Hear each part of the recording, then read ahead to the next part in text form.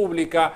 Se han reportado 10 casos en pocos días e incluso investigan una muerte a causa de la bacteria. ¿De qué se trata la fiebre tifoidea? Gaby Yalangosian nos amplía desde el móvil. Gaby. Sí, Paulo, nos vinimos hasta el hospital, estamos hablando con la directora Andrea Garrido para que nos diga, me enteré que la fiebre tifoidea era la salmonela, que le decíamos en su momento, y bueno, no sé muy bien cuáles son los alcances ni cómo se sucede y cuáles son los síntomas, por eso vinimos a hablar justamente con la doctora para que nos diga qué posibilidades hay de que se repite y se llegue hasta Córdoba o qué precauciones hay que tomar. Justamente por eso. Gracias, Andrea, por recibirnos. Hola, buenos días. ¿De qué se trata y cómo prevenirla? Bueno, en primer lugar hay que tener en cuenta que es una enfermedad que siempre ha existido, es producida por una bacteria que es la Salmonella typhi, así se llama, y la característica fundamental que tiene es un cuadro de gastroenteritis con fiebre muy alta, ¿sí? Hay a veces casos esporádicos, los casos pueden llegar a ser graves, incluso letales, pero no es el común que los casos lleven a la muerte de la persona, ¿sí? Las formas que tenemos de prevenir este tipo de infección es, digamos, lo que hacemos en general para prevenir todo lo que son infecciones gastrointestinales, como así también cuando hablamos del síndrome urémico hemolítico, centrarnos básicamente en la parte de los alimentos, de cómo ingerimos los alimentos y de los cuidados que tenemos cuando preparamos los alimentos. ¿Por qué? Porque es una enfermedad cuyo huésped de la bacteria es el humano y es transmitida en forma, como decimos nosotros, fecal-oral. Se transmite por las manos contaminadas y los alimentos y aguas contaminadas. Entonces, tendríamos que empezar, como siempre decimos, agua segura. Si tenemos duda que el agua no sea segura, sabemos que podemos hacerla segura colocando en 1 litro de agua 2 gotas de lavandina, de hipoclorito, la dejamos reposar unas horas y el agua es segura. Preparar, por ejemplo, si vamos a preparar en casa el hielo, utilizar agua segura, y si vamos a tomar algo afuera, estar seguros de que ese hielo está preparado con un agua segura.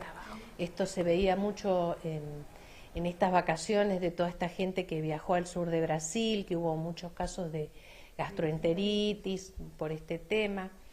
Separar, cuando preparamos los alimentos, lavar bien las verduras, separar lo que es la carne de las verduras, utilizar distintas tablas, lavar los elementos que usamos, cocinar bien la carne. Sabemos que estas y otro tipo de bacterias, cuando es una carne molida, la carne se cocina por fuera pero no por dentro. O sea, fundamentalmente son los cuidados básicos que tenemos que tener en el cuidado del procesamiento de los alimentos, la cadena de frío que no se corte, los lácteos pasteurizados, simplemente intensificar eso.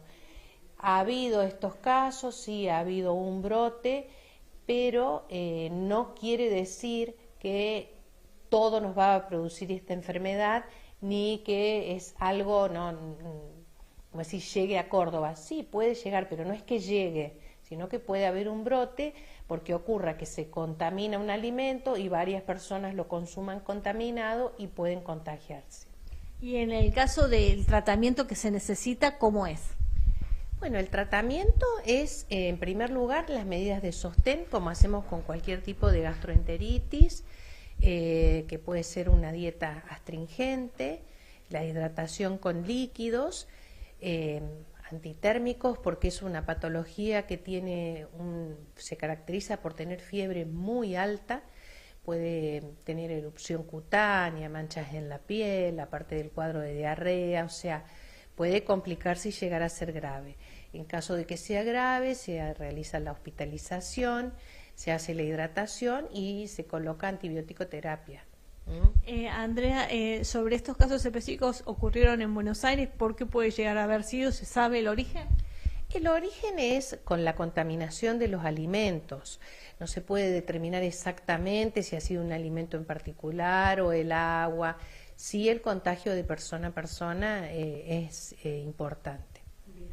Paulo, nosotros te estamos escuchando en este momento como para poder profundizar sobre esta problemática que ya lo decimos, la conocimos como salmonela en su momento. Claro.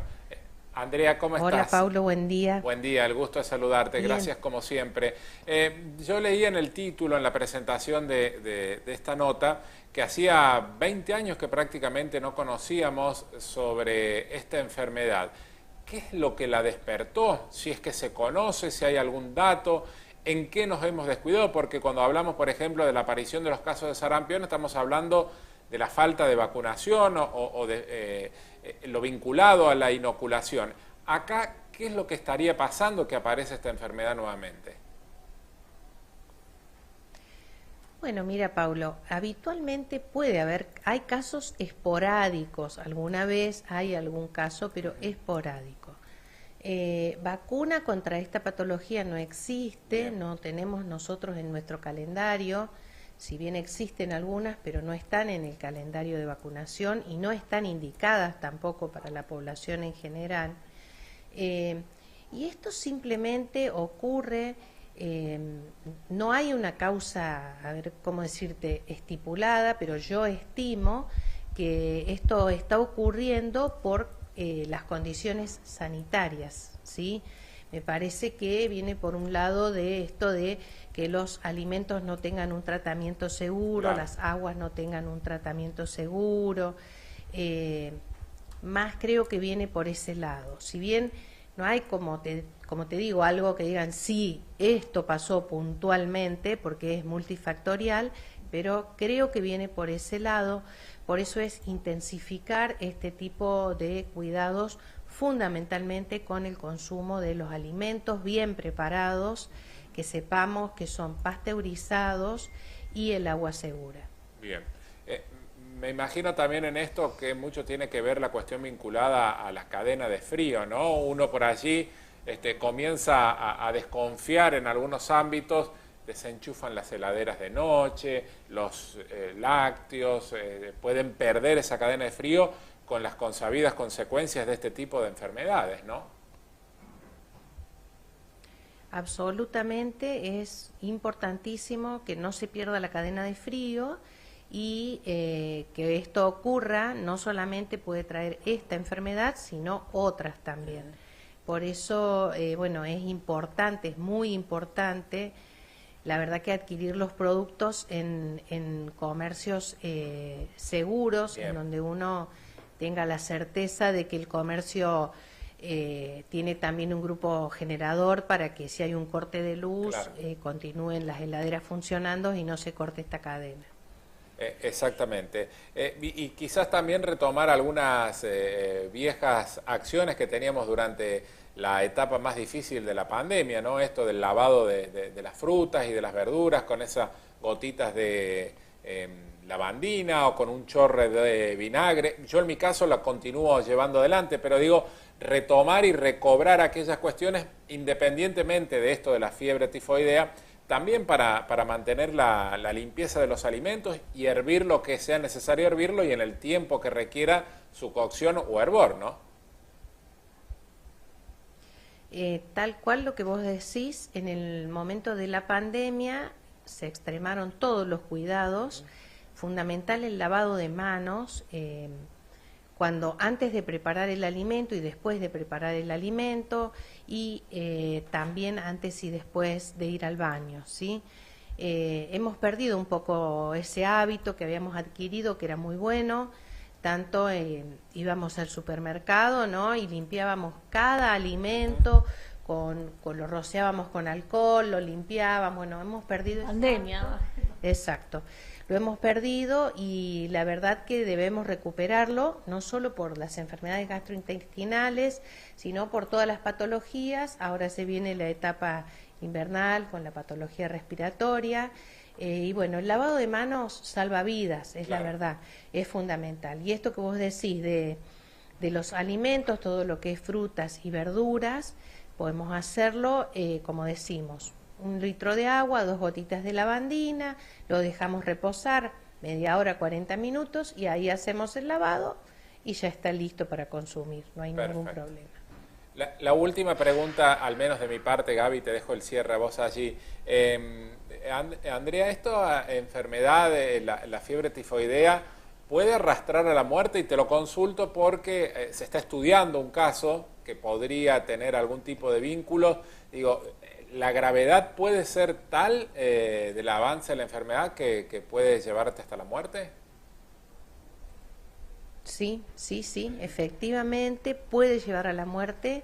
Es una bacteria que produce toxinas y estas toxinas entran por el intestino hacia el torrente sanguíneo y se pueden distribuir por los distintos órganos y sí, pueden producir un desenlace fatal. Perfecto. Bien. Paulo. Sí, Gaby. Sí, yo sé que tenemos escasos momentos, pero me gustaría preguntarles acerca de un caso que no hemos mencionado en el primer móvil, pero sí ha generado preocupación, de una persona que cayó de un 9º piso del edificio Bien. Artemise que habíamos hablado.